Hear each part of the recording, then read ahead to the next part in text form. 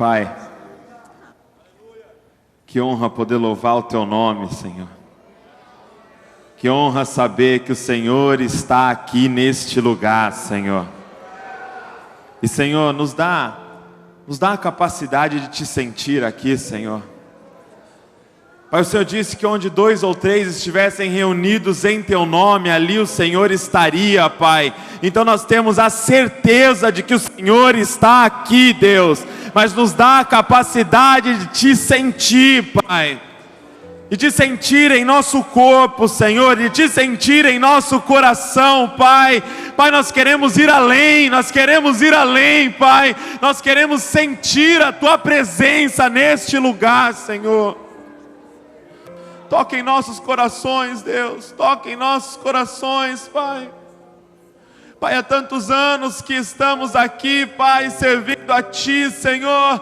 Tem misericórdia de nós e não deixe que de forma alguma, Senhor, isso entre numa rotina em nossas vidas, Pai. Mas que cada culto seja novo, Senhor. Que cada culto seja uma oportunidade de exaltar e adorar o Teu nome enquanto estamos aqui, Pai, até que um dia finalmente, Senhor, Te encontraremos, Senhor, e Te adoraremos face a face, Pai. Mas, Pai, enquanto estamos aqui, Deus, enquanto estamos aqui, Pai,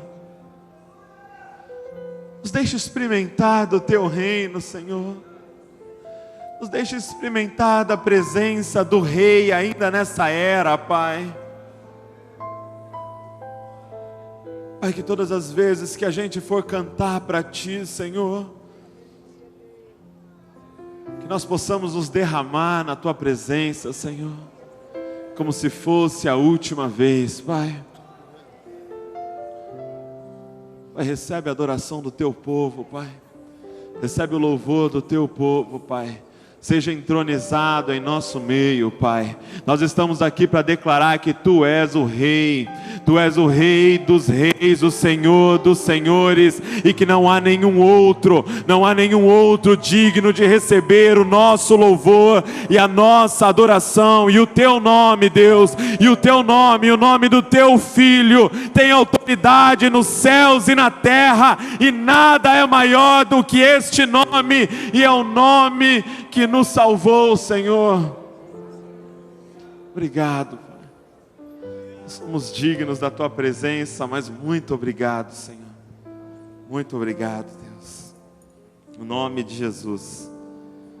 Amém, Senhor. E amém. Você pode tomar o seu assento? Glória a Deus. Uma honra muito grande estar aqui com vocês. Pela primeira vez eu estou aqui no Templo Central. Agradeço ao pastor Samuel e sua família, pastor Maxwell e sua família pelo convite, por essa oportunidade de compartilhar um pouquinho do que Deus tem falado com a gente lá em Bragança Paulista. Meu nome é Douglas Gonçalves, eu sou lá de Bragança Paulista e eu trabalho no Ministério Família Debaixo da Graça com meu pai já esteve aqui com vocês, o pastor Josué. E nós temos entregado a nossa vida, a vida da nossa família em prol das famílias desse país. Nós temos uma missão que Deus colocou no coração do nosso líder. E nós temos vivido essa missão, que é implantar a cultura do reino de Deus em cada família da nossa nação. Seja através de um DVD, seja através de um livro, ou seja através de uma viagem onde a gente vai até os lugares, nós vamos implantar a cultura do reino de Deus nas famílias dessa nação. E um dia nós vamos ouvir, numa desses grandes programas de televisão, de que o índice de divórcio do nosso país retrocedeu. De que o índice de divórcio da nação brasileira diminuiu. E nós vamos saber que uma parcela disso foi o que Deus tem feito através do projeto Família Debaixo da Graça. Nós temos trabalhado lá, eu trabalho na parte de comunicação, parte do programa de televisão, os programas de rádio, né? Toda a parte gráfica lá eu tenho coordenado e tem sido uma grande bênção. Sou casado com a Valéria, já fiz 6 anos de casado. Eu tenho 26 anos, casei bem cedo Com 2 anos de casado nasceu a Luísa. Depois, com 4 anos de casado, nasceu o Davi. Se continuar assim, com 25 anos de casado... Brincadeira, a gente já está parando já, né? Filho está muito caro, né? Está caro demais, filho, gente. Mas tem sido uma bênção. E eu e a Valéria temos servido ao Senhor lá na nossa igreja, né? Na Assembleia de Deus, Família Debaixo da Graça, lá em Bragança. E eu tenho focado o meu ministério nesse início do meu ministério, né? Em jovens. E nós desenvolvemos um projeto chamado Jesuscope. E tem sido uma bênção. Nós temos um trabalho muito forte online, né? Então, se você estiver lá nas redes sociais, procura a gente lá. Tem a página do Facebook, tem Instagram, tem Twitter, tem canal no YouTube com as pregações. E a gente tem alcançado muitos jovens dessa maneira. Então, se você tiver a oportunidade, procura lá, vai ser uma grande bênção. Abre a sua Bíblia comigo. Mateus, capítulo de número 6. Quero trazer uma reflexão para vocês sobre algo que tem queimado no meu coração. Algo que Deus vem falando muito comigo, a ponto de eu estar levando alguns jovens para minha casa para estudar sobre esse tema. Mateus capítulo 6, vamos ler a partir do versículo 9, um texto muito conhecido, você sabe de cor, eu tenho certeza. Mateus capítulo 6, versículo 9, diz assim, olha: e vocês orem assim: Pai nosso que estás no céu, santificado seja o teu nome. Venha o teu reino, e seja feita a tua vontade aqui na terra, como ela é feita no céu. Dá-nos hoje o nosso pão de cada dia e perdoa as nossas dívidas, assim como perdoamos aos nossos devedores. E não nos deixe cair em tentação, mas livra-nos do mal, porque teu é o reino, o poder e a glória para sempre. Amém. Essa é a oração do Pai Nosso, essa oração mais conhecida de todas, né?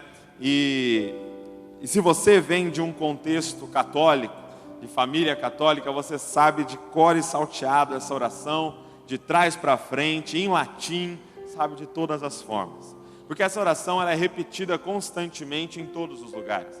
Às vezes você vê naqueles túneis para entrar no campo, né? Os jogadores dão a mão ali e o que eles oram? O Pai Nosso. Pai Nosso, estás no céu, santificado seja o teu nome, venha a nós teu reino. E eles repetem aquela oração. A verdade é que essa oração foi a oração que Jesus ensinou os discípulos. Os discípulos chegam para Jesus e falam: Senhor, os outros mestres ensinam seus discípulos a orar. Como é que o Senhor poderia dizer para nós, como é que nós devemos orar? E aí Jesus ensina essa oração para eles, a oração do Pai Nosso. E essa oração não é uma oração para ser repetida. Na verdade, ela está mais como uma oração que ensina qual deve ser a temática da nossa oração. O que é que nós devemos focar a orar. Então ele está dando para a gente um modelo de como orar, não uma oração para ser repetida. Sabe por quê? Porque 2 versículos antes, ele vai dizer assim, ó, no versículo 7, quando orarem, não fiquem sempre repetindo a mesma coisa, como fazem os pagãos. Então ele não vai dar uma oração, ele não vai falar isso, não repete a sua oração e em seguida dá uma oração para você ficar repetindo. Essa oração não é para ser repetida constantemente, ela é uma oração para você usar como base. E gente, essa é a oração, talvez as pessoas não saibam disso. Às vezes tem porções da Bíblia que a gente lê tanto e sabe tão bem, assim, tão de cor, que a gente esquece de ver qual é o significado daquilo. Porque para mim essa é a oração mais difícil de se fazer que existe. É a oração mais doida que existe. É para pessoas extremamente comprometidas fazer essa oração. Ele começa quebrando um paradigma enorme entre os judeus. Porque ele ensina os discípulos dele a chamar Deus de Pai. E gente, não é só Pai. Na verdade, se você olha o original, é Paizinho. É uma coisa íntima, é Abba Pai. É uma coisa íntima. Eles viam Deus de uma forma extremamente distante. Para você ter noção, os escribas, aqueles que escreviam a Bíblia, né? Escreviam os pergaminhos, quando chegava na palavra Deus, quando chegava na palavra Iavé, eles tomavam um banho, eles trocavam de pena, pegavam uma pena nova, apenas para escrever a palavra Iavé. Era algo extremamente distante. E aí de repente vem Jesus e fala assim: não, quando vocês forem orar, chama Deus de Pai. Isso começou uma revolução, gente. O que? Eu posso chamar Deus de Pai? De Paizinho? E ele fala, e não é só o seu Pai, é o Pai nosso. Pai nosso que estás no céu. E aí ele nos ensina qual deve ser a nossa missão de vida. Nossa missão de vida é: santificado seja o teu nome. E santificar o nome de Deus não é tornar o nome de Deus mais santo, porque não tem como tornar o nome de Deus mais santo. Ele já é o máximo de santo que é possível. Essa oração está dizendo assim: olha, quando vocês forem orar, ora assim: Pai, que cada atitude minha mostre para Belém inteira quão santo é o teu nome. Senhor, que lá no meu serviço, a forma que eu trabalho, mostre para as pessoas quão santo é o nome do meu Pai. Senhor, que a forma que eu estudo, a forma que eu me relaciono com as pessoas na sala de aula, ou com a minha família, mostre para todos quão santo é o teu nome. Pai, através de mim, santificado seja o teu nome. E aí depois ele diz assim, olha, e durante a sua oração, você deve pedir o seguinte: venha o teu reino. Venha o teu reino, Senhor. Ele nos ensina a pedir a vinda do reino de Deus. E não só isso, seja feita a tua vontade aqui na terra, como ela é feita aí no céu. Engraçado que o pastor Ariovaldo Ramos, ele fala uma coisa intrigante. Ele fala assim: a igreja tem que tomar cuidado, porque a gente está batalhando para ir para o céu, e o céu está querendo descer para a terra. Tomar cuidado para não desencontrar no caminho aí. Porque ele nos ensinou a orar: venha a nós o teu reino. Senhor, venha o teu reino sobre nós. Venha o teu reinado. Nós cantamos hoje aqui: reina, reina, Rei da glória, reina neste lugar. Abre as comportas, abre os portões para que entre o Rei da glória neste lugar. Venha o teu reino, Senhor, e seja feita a tua vontade, aqui na terra, como ela é feita no céu. E aí depois tem uma parte, gente, que eu não sei, a gente é meio doido de orar isso daqui, né? Talvez é porque você não pensou no que você está orando, mas você está falando assim, ó: o pão nosso de cada dia nos dá hoje. O pão nosso de cada dia nos dai hoje. Sabe o que você está pedindo?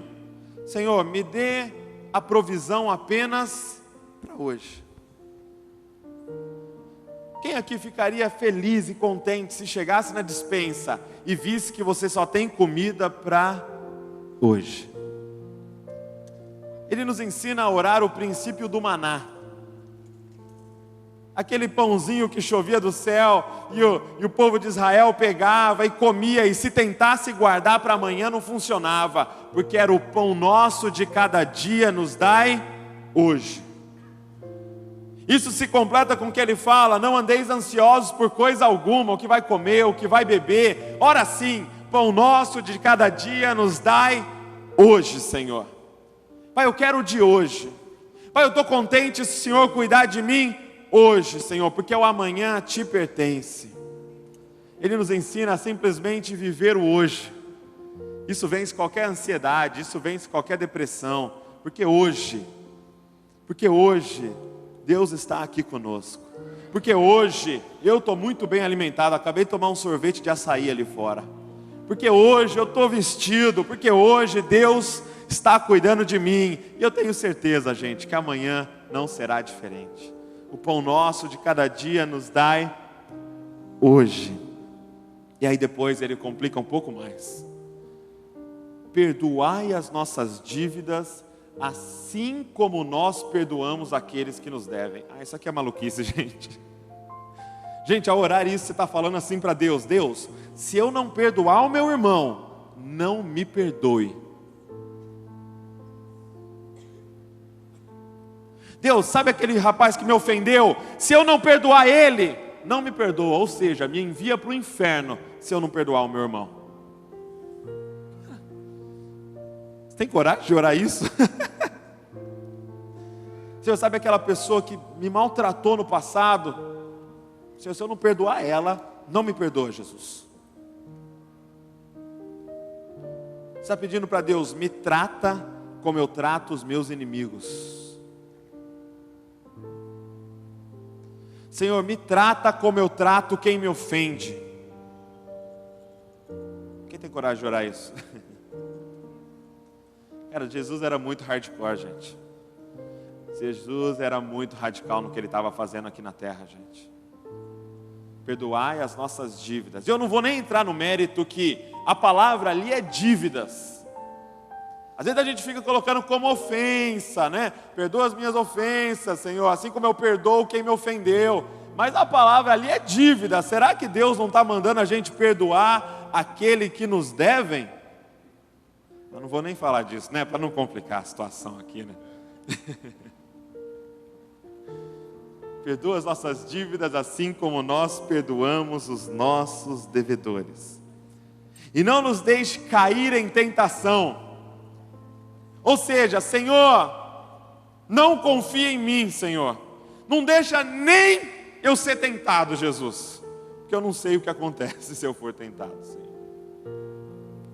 Quando você está orando assim, não nos deixe cair em tentação, você está falando para Jesus assim: Senhor, me livra de mim mesmo. Porque a gente só é tentado pela nossa própria cobiça.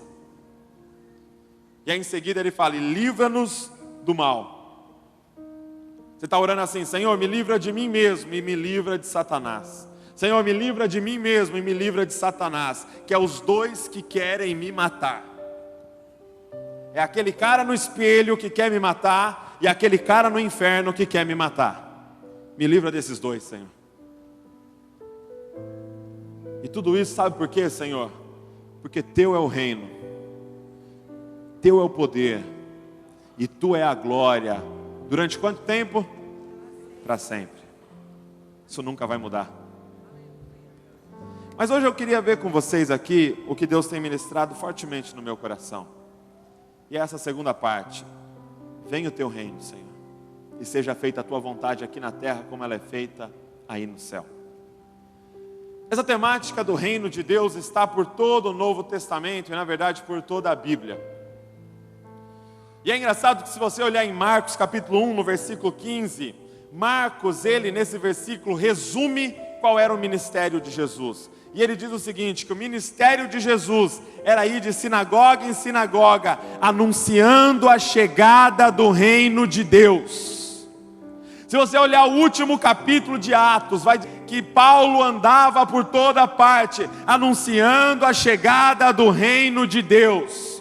O reino de Deus chegou. Essa era a pregação de Jesus. O reino de Deus chegou. E às vezes a gente não para pensar o que é o reino de Deus. Eu lá na minha igreja em Bragança comecei a conversar com as pessoas e comecei a perceber que pessoas que estavam há anos dentro da igreja não sabiam o que é o reino de Deus.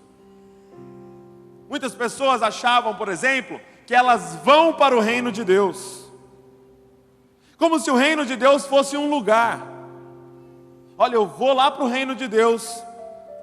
Lá no reino de Deus, naquele lugar. Gente, o reino de Deus não é um lugar. O reino de Deus é um tempo. O reino de Deus é um tempo. Nós estamos na era que é governada pelo príncipe das trevas. Mas vai chegar um tempo que o reinado dele vai acabar e vai iniciar um período eterno chamado o reino de Deus. Vai chegar uma hora que o nosso rei vai vir nas nuvens junto com anjos, e a trombeta vai soar, e Satanás será destruído de uma vez por todas, e ali iniciará o reino de Deus. Talvez fosse mais fácil se a gente pensasse em outra palavra: o reinado de Deus. Venha, Senhor, o teu reinado. Venha o reinado de Deus sobre nós. Nós ansiamos, nós somos a igreja e ansiamos pelo reino de Deus. Ansiamos pelo dia em que o nosso rei virá de uma vez por todas. E a sua cidade será a nova Jerusalém. E de lá ele governará toda a terra. E todas as nações, todas as culturas e todas as línguas se prostrarão e declararão que Ele é o Rei. O Afeganistão vai declarar que Ele é o Rei. O Egito vai declarar que Ele é o Rei. O Brasil irá declarar que Ele é o Rei. O reino de Deus está por vir, gente. O reino de Deus é um tempo. Mas é interessante que quando você começa a ler Mateus, Marcos, Lucas e João, dá um nó na cabeça. Porque Jesus nos dá essa informação, que o reino de Deus é algo futuro. Ele diz assim, olha, lá no reino de Deus as coisas vão se inverter. Os ricos, que já tiveram a sua consolação, serão ali humilhados, e os pobres serão exaltados. Aqueles que eram últimos serão os primeiros, e os primeiros serão os últimos. Então ele dá essa informação que o reino de Deus é algo futuro. Mas ao mesmo tempo existem versículos que ele nos revela que o reino de Deus é algo presente. Ele diz, o reino de Deus está entre vocês. Ele diz, o reino de Deus chegou. E a pergunta fica, o reino de Deus é algo futuro ou o reino de Deus é algo presente? E a resposta é os dois. Todas as anteriores. Sabe quando tem isso na prova? O reino de Deus é futuro e o reino de Deus é presente. Sabe por quê? Porque Deus, que é rico em misericórdia, pegou o rei lá do futuro e fez ele entrar nessa era, invadir a era de Satanás e começar a levantar um povo que desde já começa a servi-lo. Sabe onde o reino de Deus está? Onde Jesus é considerado rei. O reino de Deus está entre nós, porque eu acredito que aqui tenha pessoas que já o considera o rei da sua vida. O reino de Deus está aonde o rei está, e se o rei está aqui, o reino de Deus começa aqui hoje. Nós somos aqueles que declaramos obediência ao Rei Jesus por toda a eternidade, a partir de agora. Tem uma parábola muito interessante, uma história, uma ilustração que Jesus conta que explica isso. Ele diz assim, que havia um valente que tinha uma casa, e aí veio um mais valente que ele, invadiu a casa do valente, amarrou ele e roubou os pertences do valente. Aquele valente era Satanás. Aquela casa era essa era que a gente está vivendo hoje. Sabe o que aconteceu? Jesus, o valente dos valentes, invadiu a era de Satanás, amarrou ele e resgatou os filhos perdidos dele. Através da barriga de Maria, o Rei da Glória invadiu essa era. E o reino de Deus começou. Mas essa história começa muito antes. Você sabe que a vontade de Deus sempre foi uma: habitar entre nós. Deus quer habitar entre nós, gente. É o anseio do coração dele. Ele quer habitar entre nós. Então, em Gênesis capítulo 2, ele cria o homem e ele planta então um jardim. Ele planta um jardim chamado o Jardim do Éden. E lá ele coloca um homem e uma mulher, Adão e Eva. E existe um mistério sobre o Jardim do Éden, porque o Jardim do Éden era um lugar onde o céu e a terra funcionavam juntos. Você já imaginou isso? Você já imaginou essas duas dimensões funcionando juntos? O céu e a terra no mesmo lugar. A Bíblia diz que Deus levou Adão para passear e mostrava para ele as árvores e falava: olha, Adão, você pode comer de todas essas árvores. Adão, só não come dessa, Adão. Só essa aqui no meio, não come, tá bom? E a Bíblia diz que na viração do dia, ele caminhava com Adão. O céu e a terra estavam no mesmo lugar. Ele tinha livre acesso a Deus. Ele podia falar com Deus, ele podia sentir Deus, ele podia estar com Deus. Deus traz os animais para Adão e fala: Adão, dá nome aí para eles, vai. Deus deixou Adão participar na criação. Deus deixou Adão continuar a criação. Deus criou Adão e Eva e falou para eles: ó, agora vocês continuam fazendo pessoas aí. Aí Adão perguntou para Deus: mas como? Aí Deus mostrou e falou: nossa, que delícia, Deus. Vou fazer um monte de pessoas. Vou fazer um monte, vou encher a terra, fica tranquilo, Deus. Deus permitiu Adão e Eva continuar a criação, participar junto com Ele. O céu e a terra operavam juntos. Até que chega o trágico capítulo 3 de Gênesis. A mulher dá ouvidos à serpente. A mulher fica com fome e fica no lugar errado, na hora errada, falando com a pessoa errada.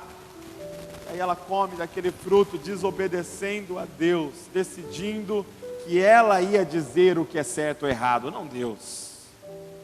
E ela dá isso para o seu marido, e Adão também come, e o pecado entra no mundo. Quando o pecado entrou no mundo, gente, Adão e Eva é expulso deste ambiente onde o céu e a terra funcionavam juntos. Agora era o céu e a terra. Porque o céu é santo, é perfeito, não tem nada de pecado no céu, e a terra estava cheia de pecado. E a terra estava cheia de maldade, de iniquidade, e essas duas dimensões já não podiam funcionar juntas mais. O céu não podia estar na terra, porque não tinha como, era muita sujeira na terra. O primeiro filho, os dois primeiros que surgem na história, Caim e Abel, o irmão mata o outro irmão. A maldade começou a se espalhar de tal forma, gente, que a ira de Deus começou a se acender. E a terra agora era um lugar, e o céu um outro lugar. Mas aí a gente avança na história, e Deus, que é rico e misericordioso, Ele é rico em misericórdia, e Ele queria habitar no meio do povo. Ele monta uma estratégia. Em Êxodo, Ele chama Moisés, e Ele fala assim para Moisés: Moisés, eu quero habitar no meio do povo, então você vai construir para mim algo chamado tabernáculo. E Deus dá as medidas do tabernáculo, e Deus dá todas as orientações como é que deveria ser aquele tabernáculo. E é interessante que dentro do tabernáculo tinha elementos da terra, como uma romã, como frutos, e tinha alguns elementos da terra, e tinha elementos do céu, como anjos. Porque aquele lugar faria referência ao que um dia Deus criou, chamado Jardim do Éden. Porque aquele lugar seria onde agora os céus e a terra funcionariam juntos, o tabernáculo de Deus. E Moisés desce todo animado e começa aquela construção. E eles constroem aquele tabernáculo. E aí ele cria então a posição dos sacerdotes e aquelas vestes sacerdotais. E aqueles sacerdotes agora então poderiam entrar dentro do tabernáculo e experimentar a presença de Deus novamente. Mas como isso era possível? Por Porque a terra continuava cheia de pecados, correto? E o céu continua sendo santo, santo e santo. Como é que isso era possível naquele tabernáculo? Foi mais uma orientação de Deus. Antes de entrar no tabernáculo, o que acontecia? O sacerdote colocava a mão na testa de um cordeiro, e ele passava, e ele confessava os pecados dele, e passava os pecados dele para aquele cordeiro. Olha, eu menti, olha, eu difamei o meu irmão, olha, eu fiz isso, eu pensei isso, eu pequei dessa forma. E ele passava todos os pecados dele, ele confessava passando para aquele cordeiro, e aquele cordeiro era morto no lugar dele. E quando aquele cordeiro era morto, e quando aquele sangue era derramado na terra, a justiça de Deus era satisfeita naquele momento, e abria-se um espaço, onde o céu e a terra operavam juntos novamente, porque naquele espaço havia alguém em santidade. Porque os pecados daquele homem foram pagos através daquele cordeiro inocente. E o sacerdote podia então entrar na presença de Deus e desfrutar da presença de Deus novamente, e receber orientações de Deus, e louvar e adorar ao nome do Senhor, e senti-lo novamente. Era uma oportunidade de experimentar o que era o jardim do Éden. Isso se repete depois no templo. O templo é essa mesma figura. Deus manda Salomão construir esse templo, e era exatamente o mesmo princípio do tabernáculo. Ai, gente, você não sente vontade de ir até esse tabernáculo? Imagina entrar neste lugar, onde você pode sentir novamente o que é o céu na terra. Mas aí, gente, a gente chega num lugar, a gente chega num momento da história maravilhosa. João, capítulo 1, verso 14. E diz assim: e o verbo se fez carne e habitou entre nós. E o verbo se fez carne e habitou entre nós. Mas você não sabe um segredo que existe nesse versículo. Você sabia que a palavra, presta muita atenção nisso, gente, isso aqui é muito poderoso. Você sabia que nesse versículo, João 1,14, a palavra habitou. Se você for lá no original grego e olhar qual é o significado da palavra habitou, ficaria mais ou menos assim: e o verbo se fez carne e armou um tabernáculo entre nós.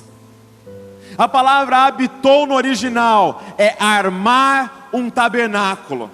Sabe quem era Jesus? Jesus era um tabernáculo ambulante. Aonde Jesus chegava, o céu estava na terra. Aonde Jesus parava, o céu descia na terra, porque Ele era esse tabernáculo. Ele era o templo, a ponto de Ele dizer: olha, está vendo esse templo? Eu vou destruí-lo, em 3 dias eu vou reerguê-lo. E Ele não estava falando das pedras, Ele estava falando do grande templo, que era Ele. Aonde Ele chegava, gente, o reino de Deus chegava. Ele chegava diante de um leproso, e Ele falava assim: o que, você está leproso? Peraí, no meu reino não tem lepra. Então, para você saber que o reino de Deus chegou, seja purificado. Ei, no meu reino não tem cego. Então, para você entender que o reino de Deus está entre vocês, veja. Ei, no meu reino não tem demônio. Então, para vocês entenderem que o reino de Deus chegou sobre a terra, seja liberto. E os demônios corriam, e os demônios saíam desesperados, porque o reino de Deus chegou. Adão estava de volta na terra. Onde ele chegava era o jardim do Éden. A Bíblia chama ele de o segundo Adão. Interessante que Adão, ele tinha poder sobre a natureza, você sabia disso? Adão interagia com a natureza, porque Deus colocou ele para governar sobre a natureza. E aí vem Jesus como esse segundo Adão, e ele chega diante de um homem chamado Pedro, e esse Pedro estava voltando da pescaria, chateado, não pegou nada, não havia pegado nada, triste. E aí Jesus fala: ei, não pegou nada, não peguei nada, tal. Então volta lá,